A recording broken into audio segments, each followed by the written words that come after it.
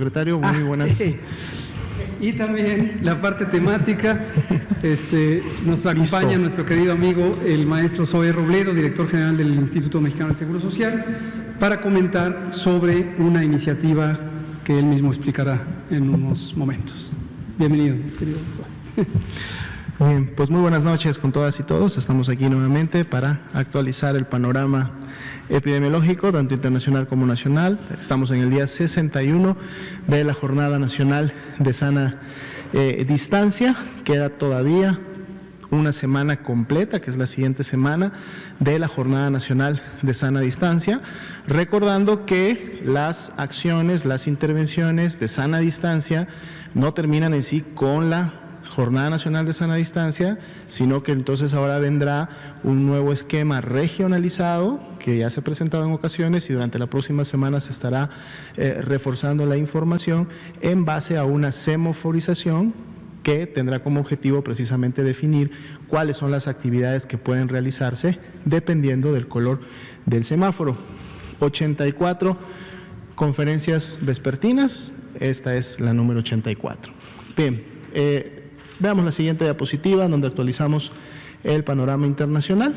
Si vemos, los porcentajes realmente se han mantenido muy estables durante toda la semana, inclusive los casos confirmados en los últimos 14 días, es decir, el motor de la pandemia se ha mantenido alrededor de 25%, mientras habíamos visto un descenso de este porcentaje desde que estábamos en el 50% y ahora hasta el 25%, ya tenemos casi unos 5 días en donde se ha mantenido en esa proporción, es decir, que un cuarto de los casos a nivel mundial continúan todavía siendo activos en los 14 días. Los porcentajes de América se mantienen similares, incrementos que han variado por encima y por debajo levemente del 50%. El que sí ha tenido una reducción importante en función de la pandemia activa es la región de Europa, con 25.3%. Veamos cómo se actualizan las cifras nacionales el día de hoy. Lo vemos en la siguiente diapositiva. Son 210.070 personas las que ingresaron a protocolo de estudio, es decir, que han sido clasificadas como casos sospechosos de COVID-19 y se les ha tomado una muestra para poder confirmar o descartar. ¿Cómo va este proceso? 113.742 de estas personas ya salieron negativas, es decir, tuvieron un resultado negativo, se descartó la presencia de SARS-CoV-2 en sus vías respiratorias, pero así también 62.527 fueron confirmadas al virus y por lo tanto entonces confirmadas a COVID-19 y tenemos todavía 33.801 muestras que pertenecen a personas sospechosas que estaríamos esperando un resultado.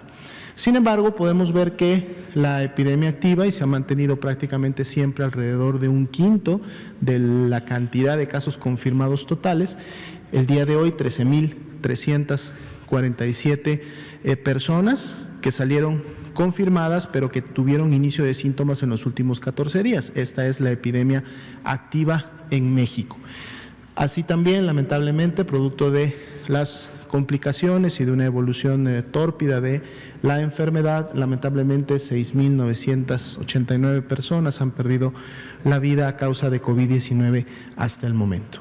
Veamos la siguiente diapositiva, en donde vamos a ver esta carga acumulada distribuida en las entidades federativas.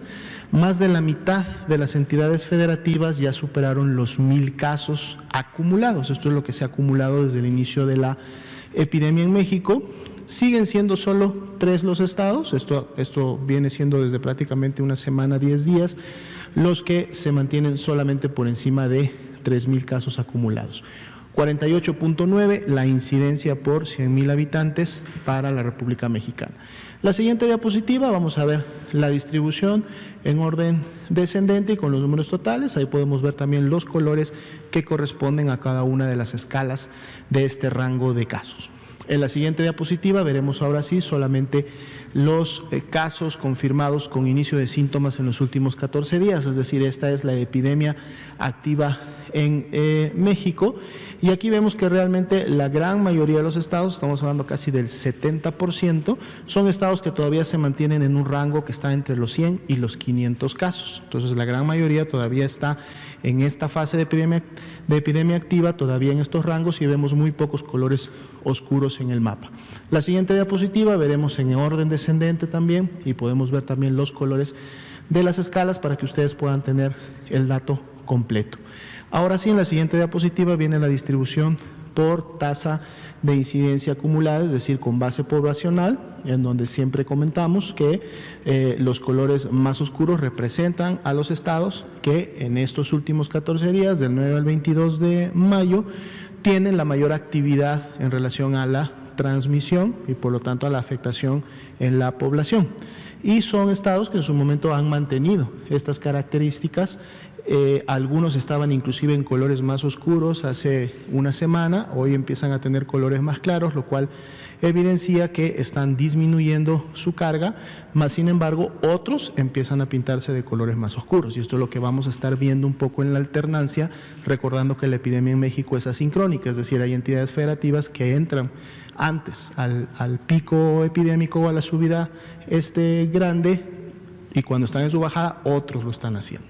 En la siguiente diapositiva veremos la tasa de incidencia distribuida por entidad federativa, y tenemos básicamente las mismas dos entidades federativas de varios días que han mantenido la mayor tasa: Ciudad de México, Tabasco, y ahora tenemos a Yucatán en este tercer lugar.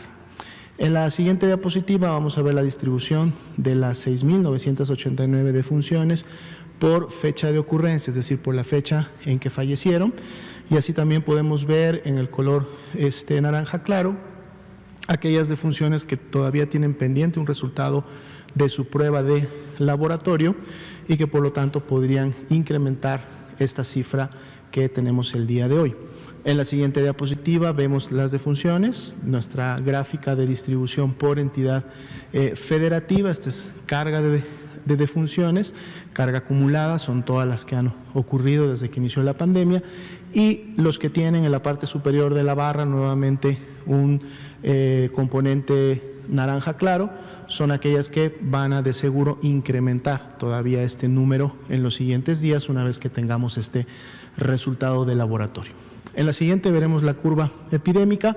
Prácticamente el comportamiento se ha mantenido, no vemos una tendencia descendente, recordando que esta es una curva que integra todos los casos a nivel nacional, es decir, en esta curva están tanto los estados que están teniendo incremento en los últimos días, como los estados que ya han tenido un decremento importante, pero dado que más estados, y lo veremos sobre todo muy probablemente en el mes de junio, continúan iniciando sus curvas epidémicas de esta manera sincrónica, pues la curva se mantiene viva, ¿no? La curva epidémica. En la siguiente diapositiva veremos ahora sí los casos confirmados acumulados. El incremento para el día de hoy, es decir, en las últimas 24 horas, fue de un 5%, pero dado que la carga acumulada del día anterior sigue creciendo, pues ahora este 5% representó 2.960 nuevos casos confirmados, y en las barras de color naranja en la parte inferior podemos ver cómo esa tendencia de carga de casos en 24 horas confirmados se ha mantenido en estos niveles, por lo menos los más altos que hemos visto desde que estamos dándole seguimiento a la epidemia. Pasemos ahora a ver la disponibilidad de ocupación.